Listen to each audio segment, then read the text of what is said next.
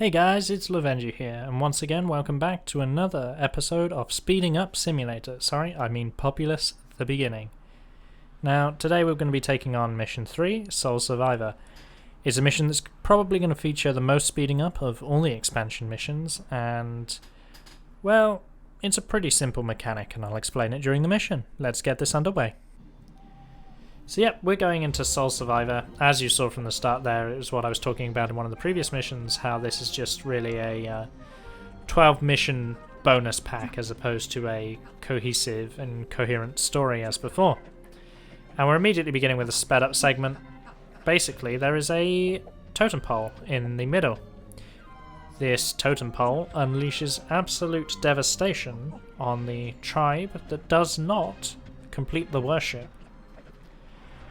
What that basically means is it is the victory condition for this mission, and this entire mission is based around fighting for that. And if you know anything from the previous missions, it's always good when they make you have to fight over something. Tornado's a really cool spell, just so you know. Someone who aims a little better than I can actually prevent that first attack. But this will be the theme of the mission, which is why there's actually an awful lot of speeding up in this mission, and there won't be a huge amount of talking from me. As I was saying, the totem pole contains a gift of complete and total annihilation for your enemy, and we will be fighting over it constantly. The Dakini's attacks are not high in number, but they are almost constant. As you can see, I barely respawned and they're already attacking me the second time.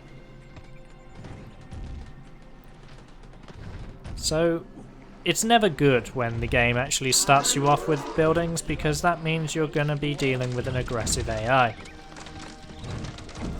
So our kind of goal here is to get as many huts down as possible. Not necessarily Braves in the huts, we can worry about that at a later time, but just get all of this white space filled up with huts.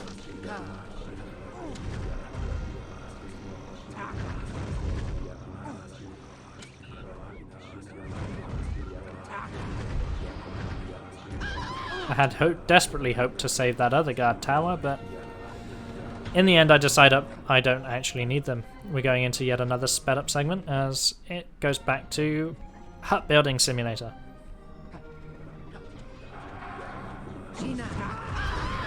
I think I mentioned before that the tornado is a really good spell, and what you have here is an infinite loop. Because I'm trying to cast magic, I really should have stopped trying to cast magic. My shaman was teleporting to the ground, being picked up by the tornado again, teleporting to the ground, being picked up by the tornado again, and what you ended up with was just this endless cycle of screaming in which I'm not casting the spell, and I'm taking full damage every single time I try to do that, so I just get killed by the tornado. Mostly killed by my own stubbornness, but with a real big assist from the tornado. So this is the other thing you need to be mindful of, aside from the normal attacks, are spies. We love spies, give them a right click to identify them, it's that simple. There's a couple there I don't identify, so I just start spamming right click. Spies are super weak, Braves can easily beat the living heck out of spies.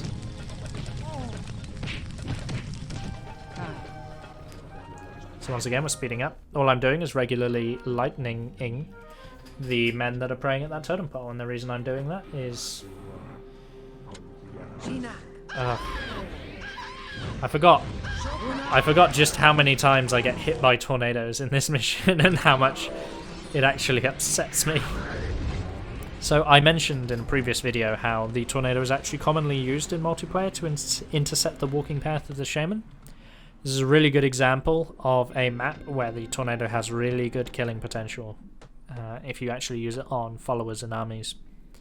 A channel I've recommended before, known as The Beginning, when he played through this mission, he actually did use the tornado primarily in his defense before going on the aggressive.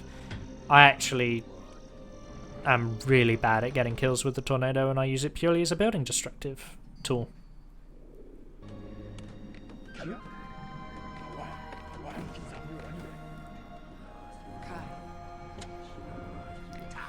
But all I'm essentially trying to do is... This is probably closer to my traditional style of playing from what you know from the main series, in that in this mission I'm not using followers to be overly aggressive. I'm just trying to build myself up and eventually have enough mana to take control of the center. My plan is to pray at the totem pole, but I need to take control of the center to do that, and with how aggressive the AI is, it's a very Mission 17 middle ground style feel to it, in that the moment you start praying in the center, they gather all their forces and send them all at you. So you need to have a good sized army, and you need their population to be whittled down, and you need a good pool of spells to be able to do that. It's kind of a catch-22, otherwise it just becomes a high casualty bloodbath with no guarantee of success. And as we talked before, I don't like just losing men without much chance of success.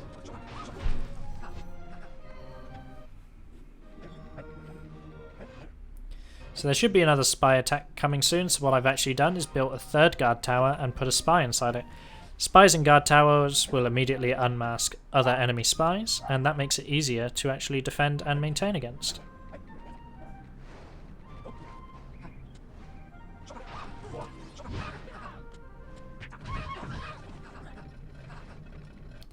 So once again, we're speeding up to try and actually complete this.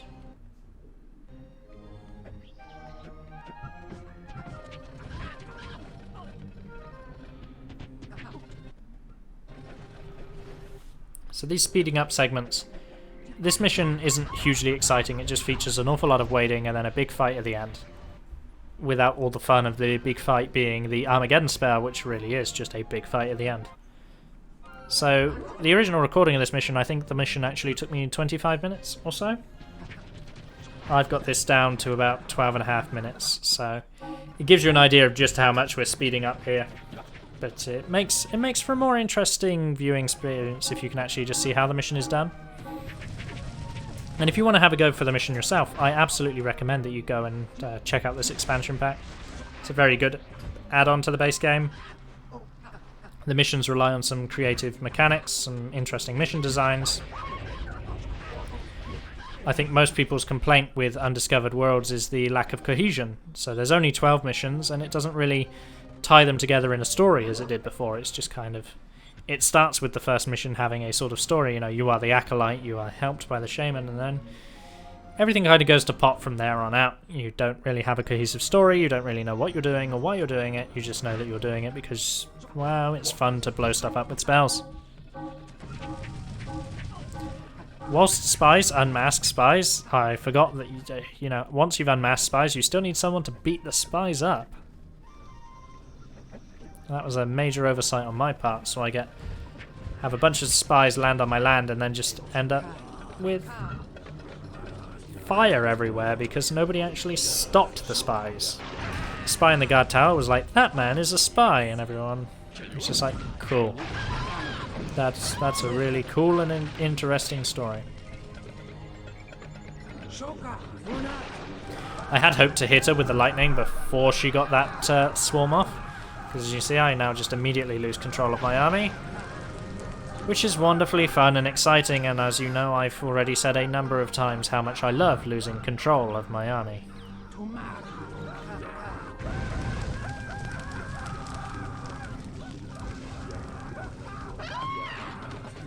That said, we still have the enemy shaman's voice. That's a silver lining. It means we still sound absolutely cool whenever we cast a spell. I die to a single warrior. Like,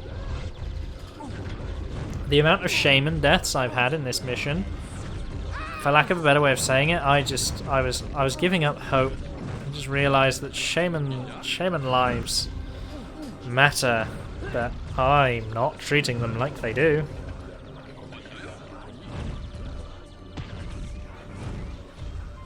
So other than repeatedly getting my shaman killed, enemy shaman comes in with a few more swarms, but at this point, what you'll notice, and you can see by the minimap on how the number of red dots are thinning out, the shaman is so committed on stopping you praying at this totem pole that she can actually kill herself trying to do so. She will expend her entire population to stop you getting the prey off that will ultimately end her life.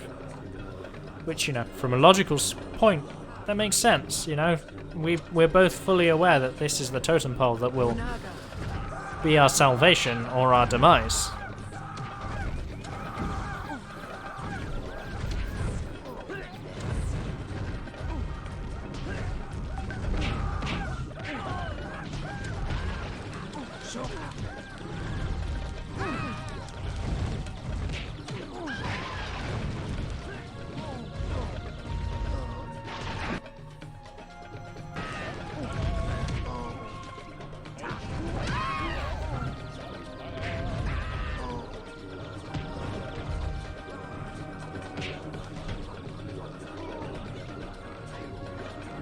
So all I'm trying to do is regroup my men and actually finish this praying, and as you can see by the red dots on the map, you know, she's got a population of like 10 at this point. She's really run the numbers thin in her attempt to stop us. And it's both a blessing and a curse, you know. She can't really stop the praying at this point. We know we've got the mission secured. At the same time, it's not going to be as satisfying, you know. This totem pole gives us our victory, but we've already got our victory at this point. You know, I've been trying to find ways that don't completely annihilate the enemy tribe's population so that you can win the mission and get to see the full destruction of the spells that are unleashed by the totem. But she's so aggressive and so driven on stopping you praying that I haven't figured out a satisfying way to do that quite yet.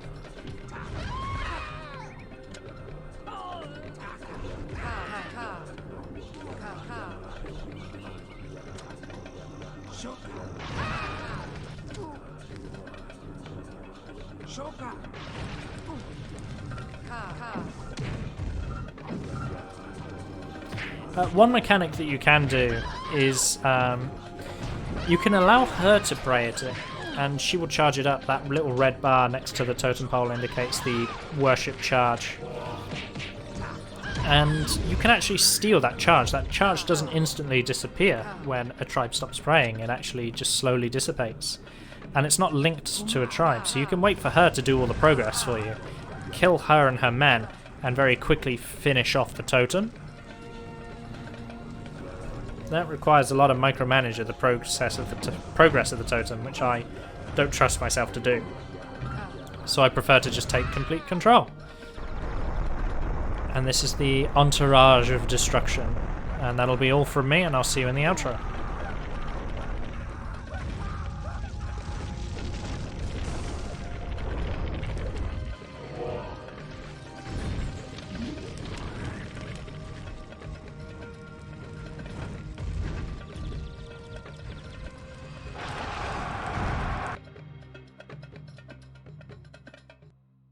That was Mission 3, and I'm not a huge fan of it because by the time you've actually prayed at the Stonehead for the reward, you've kind of already killed their entire population anyway. I've seen a few playthroughs where they actually wait for the Dakini to pray it all the way, and then at the very last minute actually steal it with their own followers, but, you know, I didn't think of doing that. Anyway, as always, like, share the video, comment, subscribe, let me know what you'd like to see me do next, and I'll see you in the next video. Bye for now.